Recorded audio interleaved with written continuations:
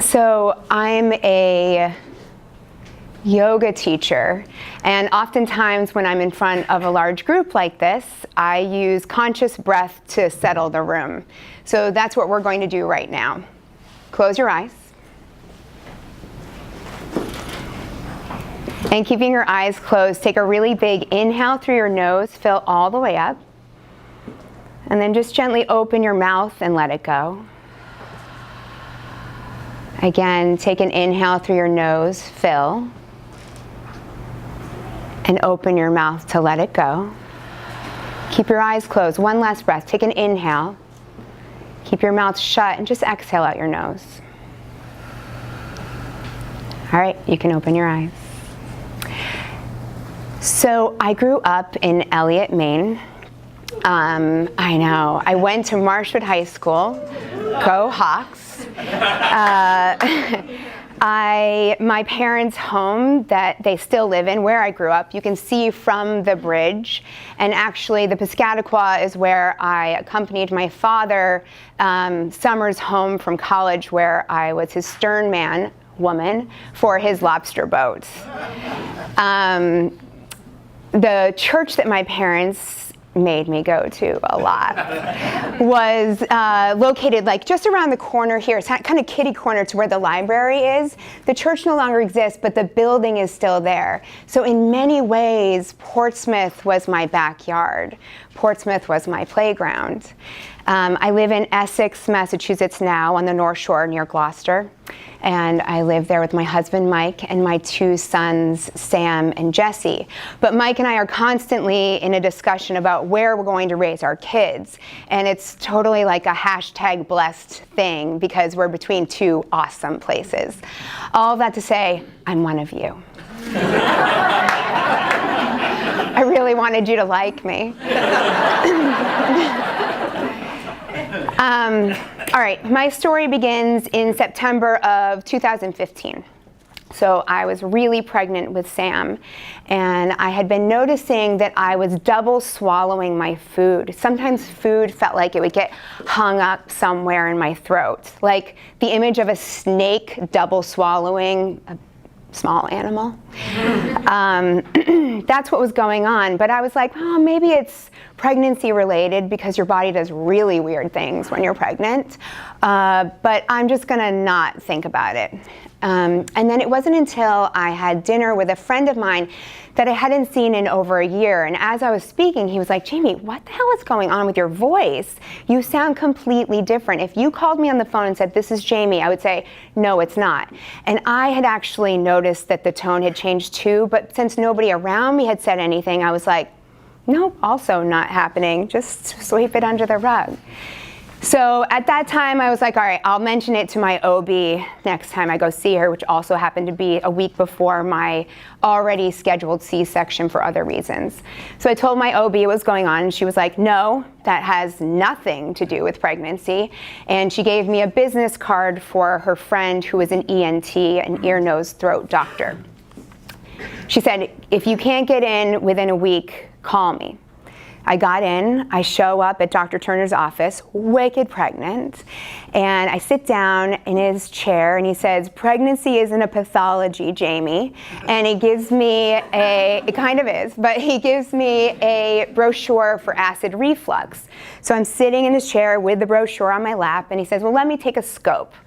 So a scope, this is one of the many scopes I have. A scope is like about this long, and it's a camera, and it's as big as like a clicker on your pen. So he takes the scope and he puts it up my nose, through my nasal cavity. You should be doing that, yeah. And then down my throat where the camera can see what's going on. And he's quiet, and he comes back up. And I said, how did it go? And he said, the scope went really well, but there's something there. I'm going to go make a few calls. Takes the pamphlet away from me and says, would you like somebody to come sit in this room with you? What the fuck? What? No, I don't want anybody to sit in this room with me. I don't want you to say those words. So he decides that I do need to get whatever this is, a tumor biopsied. He calls my OB. They decide together that they're going to kill two birds with one stone at Beverly Hospital. So the following week, on a Tuesday, I know, my baby Sam was born. It was the best day ever.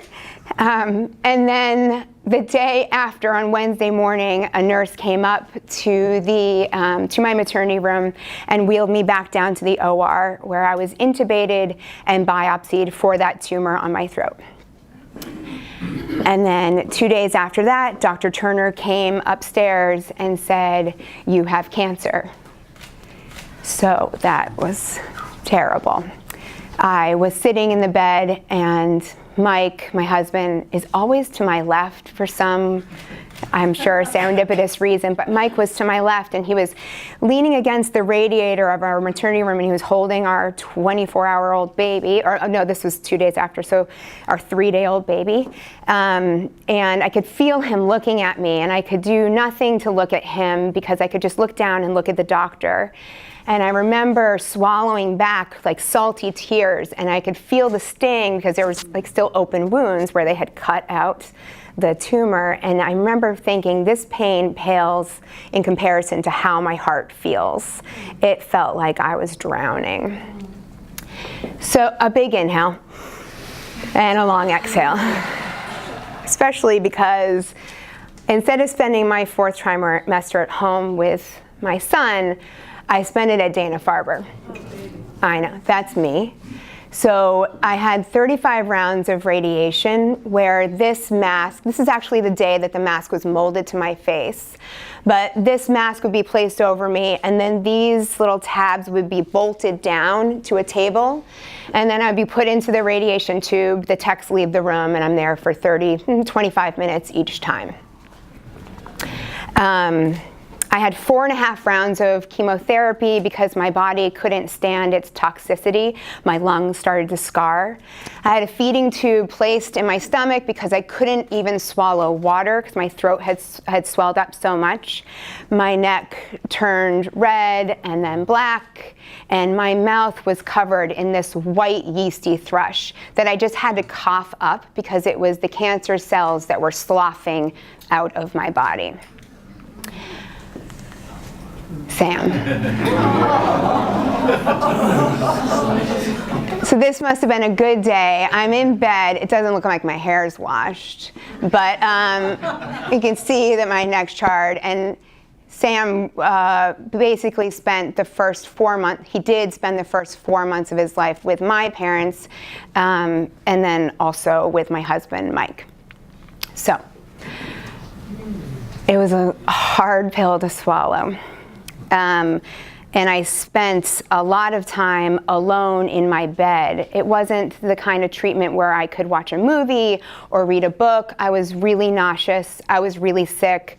I had temperatures that were rising up all the time. I was hospitalized. I went to the hospital 7 times. I was admitted 4, one of which happened to be on Christmas Eve.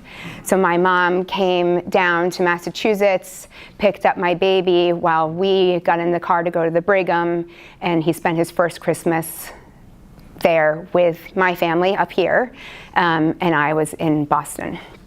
I lost my ability to speak. I really thought that I might die. I thought that it would be the end.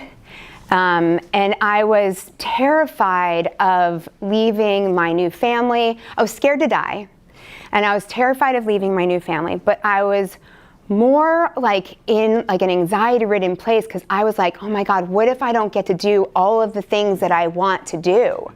But the thing is, I didn't know there was anything I wanted to do up until I heard the words, "You have cancer." Because I had never really shown up for my life. I had just become who the world wanted me to become instead of showing up for the world and telling the world, this is who I am. I say I was stuck on a conveyor belt of living.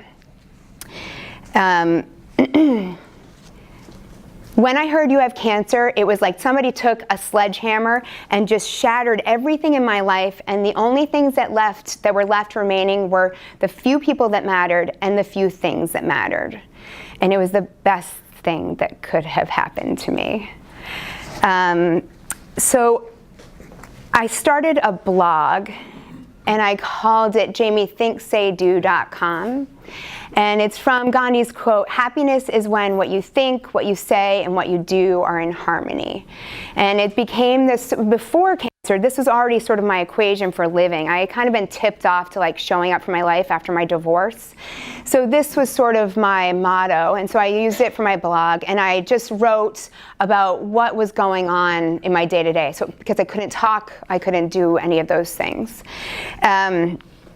On my lucid days, I wrote my heart out. I wrote about what it felt like to be in the passenger seat when my husband was driving 70 miles an hour down back roads at midnight with baby Sam right behind me in his car seat because I couldn't breathe, heading to the hospital. I wrote about what it felt like to try to come to grips with death, being so young and having a new family. I wrote about the shame and the guilt that I was still carrying around with me about my first marriage and its demise. I wrote about what it felt like when I told my mom, and we have a little bit of a constricted relationship. Shocking, right? I'm not the only one. But I wrote about what it felt like when I told her that I was so happy that it was me that got cancer and not Sam, because they were so intertwined. And my mom looked at me with tears in her eyes and she was like, "But don't you understand? You're my baby." And I just about died right then and there from her heartbreak. So because I was being so honest and open and authentic in my writing, I started getting a lot of messages and comments on my Facebook and my Instagram. People were saying, "I also have a strained relationship with my mother. I also carry around all this guilt from a previous relationship." And then I was getting emails, and I was connecting with people in a way that I had never connected with them before, because I was just being myself. I wasn't trying to say any of the right things. I wasn't trying to be any of the right things. I took all the shoulds out, and I just showed up as who I was.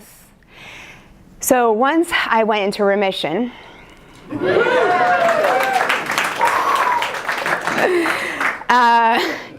I decided to branch out from the internet and my blog and social media, and I began leading workshops like this. This is a journaling workshop where we do journaling prompts and then we break off in group discussion, and leading weekend retreats and doing corporate and private talks.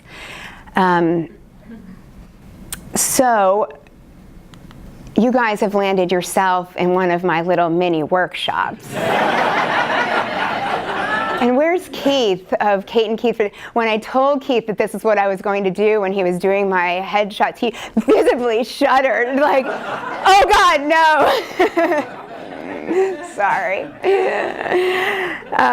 But basically what I do in these workshops is I break down the steps that I have taken, the conversations that I've had with people, and I just kind of like compartmentalize it and come up with questions to ask everybody else, because they're the questions that I've asked myself. I don't have anybody's answers. I really don't. As much as I'd like to have all my husband's answers, I don't have anybody's. And I'm not an expert, and I'm not a researcher or a therapist, but I have been through shit, and I can lead you towards maybe an aha, maybe. So this month's theme is end, and the way I've played with the word end ties in with my most recent aha-ness, and it's about finding freedom. The idea of ending a core belief and replacing it with a new belief so that we can feel more happiness, more joy, and less angst and less anxiety. So the question to find freedom is, can I change the way I feel by changing a core belief? Can I change the way I feel by changing a core belief? And can I take a closer look at what I've always believed to be true and consciously decide to think differently so that I can feel more freedom and joy and less angst and anxiety? So the answer is a resounding yes, 100%. So a few months ago, I was taking my boys to a 4-year-old birthday party. It's okay for me to be up here because there's a little bit of a barrier between you and I, but I am an introvert, like crazy introvert. So going to parties or like the chit chat that happens out there, I die. It's really hard for me. But I'm like, okay, I got to bring Sam to this. I have to do this. So I'm driving to the birthday party, and it's at a park, and I start to feel that anxiety, like that feeling in your belly. And I went right to it. Instead of fight, flight, freeze, the same way I worked with cancer. I didn't fight, I didn't flight, I didn't freeze. I kept going, and I went right to it. I started questioning, what is this? What is this? What is this? And what I came up with is that I, somewhere along the line, came up with a core belief that there is a certain way to be at parties. And generally, it's so that everybody will like me. I'm going to be charming, I'm going to be witty, I'm going to fill the space, and I want everybody to like me. And that gives me anxiety. So we park, and I say to myself, you have a new belief. Because the truth is, not everybody is going to like you, and that's okay. And so just show up as yourself, and maybe you'll have conversations that you want to have. Don't fill the space, and remember to smile, because your inherited and unintended resting bitch face really gets the best of you. You guys, forever. So I did. I showed up. And I didn't fill any of the space with chit chat that is just not part of me. It's not bad. I envy the people that can chit chat, but I just kind of kept to myself. I was pushing Sam on a swing, and this mom stranger came up to me. And started chatting me up about her son who has ADHD and how she feels about it and how she's been told how to feel about it. This is what I do. I just led her down a bunch of questions to help get her to what she actually believed. Because I don't know what she needs to do. There's a million things you can do with ADHD kids, right? But I know how to get somebody to their core and make it be okay so that she can go on. It was amazing. So the old belief was, be this way, charismatic and fun to get everybody to like you. No, new belief, just be yourself. It's going to work out okay. And then it did. The other thing is, I was talking to a friend of mine, Jerry, and we geek out on this kind of spiritual stuff together. But I was telling him that day that I was really frustrated with the way that my husband and I were communicating. Mike, though super chatty, is not a natural speaker. I don't know if you have Comcast here, but we have Comcast in Massachusetts, and the voice recognition on our remote control rarely understands him. Because of his really thick Massachusetts accent and his mumble. Like my son, I have to be like, give it to Sam! Sam will say it. It's weird, it's so true. So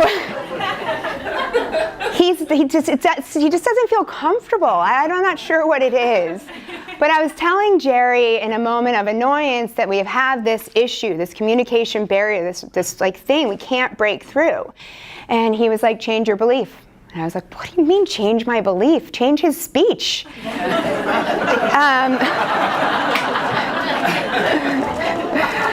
So he said, on the way there, on the way to, we have a shared office, he had been listening to an NPR segment about a couple who, the husband and wife, speak two different languages, and they communicate mostly through silence. And when he said that, I started to cry because I was like, oh my God, I can do this. This is something that I've been withholding because I, somewhere in my mind, had a belief system that said adults speak verbally to one another, and that's the best way and the most effective way to communicate. I have spent years of my life in restaurants, and this is the nonverbal waltz of the back of the house when you walk into the kitchen. Ready? I walk into the kitchen. Lauren is standing here. She's got my tickets that have the food on it, and she's holding my 2 plates. She hands me the food, stabs the tickets. I take the plates. I pivot. Erin's standing behind me. She takes a step back. She sees my pivot. I walk to the right, Hannah walks to the right. I walk past a refrigerator. Ariel opens up the door, grabs 2 ketchups, puts them on the plate, and then we go on. Nobody has said a goddamn word, and everything got taken care of. Everything was communicated. So I decided to use this in my marriage and see how it goes. I stopped making Mike have conversations with me. Sometimes we communicate through text. We have really big conversations through text, and guess what? It works for us, and it doesn't make our communication any less than the people who are able to sit face to face at all, because the goal is getting met. Old belief, boom. New belief, this is way better. Last thing. So I just had my second, I say just, it was in January. So Jesse, my son, is 6 months old. And I knew when I was booking this talk that I would have 6 months to tighten everything back up.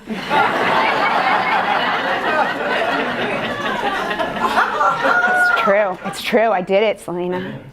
So when I was coming out of treatment with Sam, I lost weight really quickly because I couldn't eat and I had a feeding tube and I was really sick, like cancer, skinny, sick.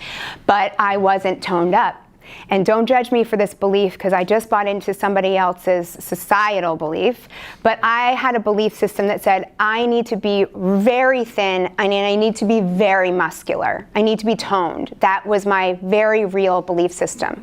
So Sam, my first son, after I came out of treatment, I pushed myself to go for runs. I pushed myself to go to the gym. I caused a reaction called radiation recall when I was at a hot power yoga class trying to do as many chaturanga push-ups as possible because my body felt like it was getting attacked. So in the same way that I would get sky-high fevers when I was in treatment, it happened again. My body overheated and then my body was like, oh no, we gotta help you out of this, we gotta help you out of this. I did that to myself because I was so tied to this stupid core belief that I had. I didn't change it until just 2 months ago, so this is all very fresh and new. And I'm wearing control top pantyhose. So nobody needs to be like, well, she's really thin. Things are different. So what I did this time around is I started to freak out. Jesse was 2 months old, and I was like, I gotta go to the gym, I gotta go to a yoga class, I need to this needs to be gone, I need to get it back, I can't use this excuse. And then I just stopped, I paused, I was like, what are all these shoulds? What are we doing? Whose shoulds are these? There's somebody else's that I don't even know. I've never even met these people that put this society of how we're supposed to be into play. I have to start questioning everything again. I'm going to question this, and I'm going to call it out as bullshit. Because I want to spend my time working on talks like this, writing my book, and being with my boys. I know how short and sweet life is. I don't need to go to the gym because I don't want to. If you want to go to the gym, then you go to the gym. It's a want, and it's an individual thing, and I don't want to anymore. At least not right now.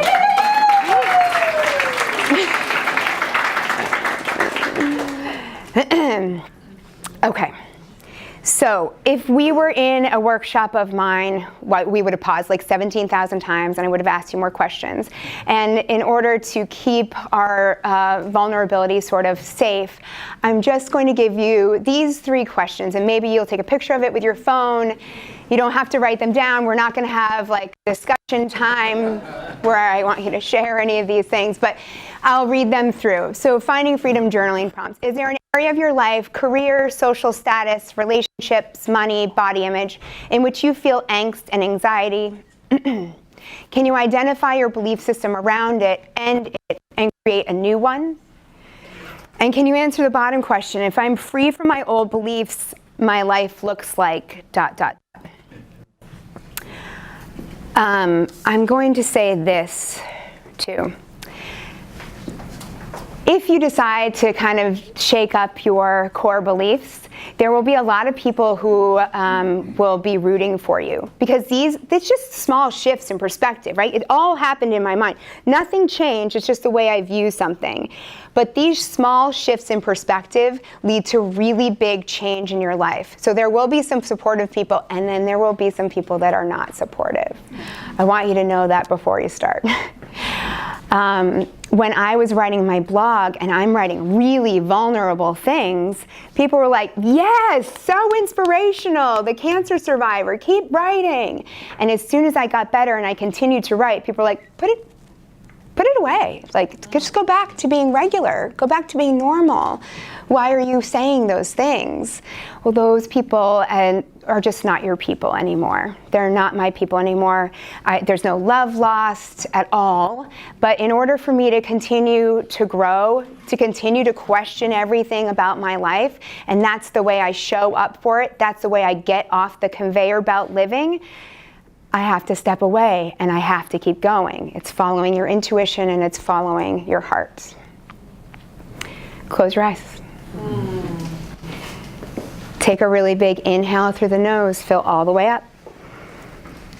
And then open your mouth to let it go. And you can open your eyes again. This is my family. And that's it.